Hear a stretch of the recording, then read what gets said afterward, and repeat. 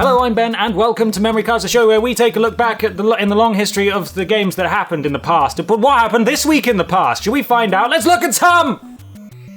The Big 3-0. That's right, it's been an entire 3 decades since renowned... Doing that. Okay. John Madden invented American football and saved the world from aliens or something. Cover your ears.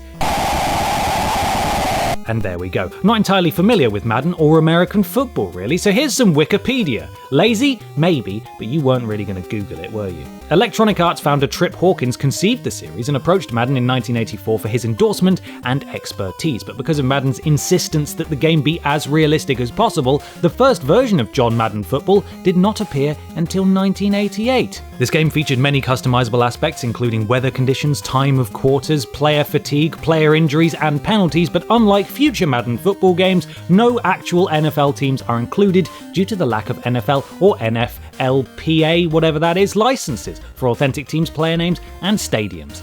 Huh.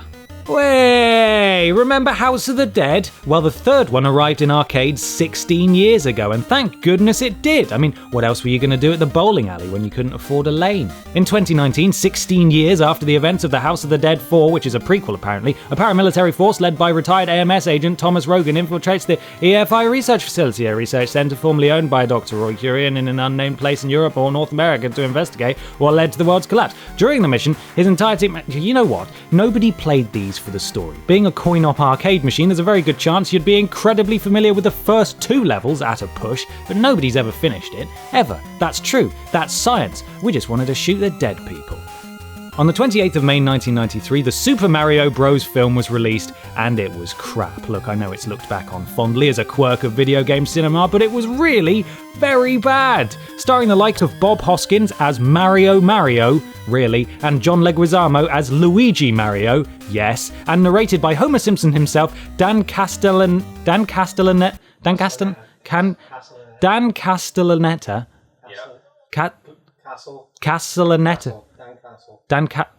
Daniel Castle. Yeah. Homer Simpson himself, Daniel Castle. It had a budget of $48 million and raked under half of it back at the box office.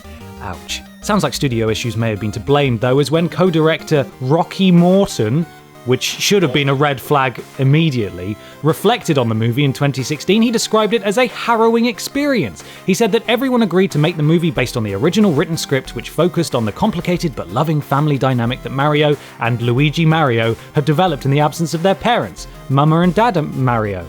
A few weeks before shooting was to begin, however, the studio financing the film demanded significant rewrites to make the film more childlike and comedic. But it's not all doom and gloom, though, as the film's effects were considered groundbreaking at the time of production. Super Mario Bros. Was the first movie to use the software Autodesk Flame, now an industry standard, so it's not like it did no good. So there we go, another quick look back at this week in the long history of gaming. Make sure you subscribe to the Vidiots YouTube channel and give this video a like. I'm Billy Ray Cyrus from Vidiots, and you can buy my CD at Cheap Breaky Heart from the internet. Everyone in line in the bathroom, trying to get a line in the bathroom. Yeah, I probably could have been a lot better parent.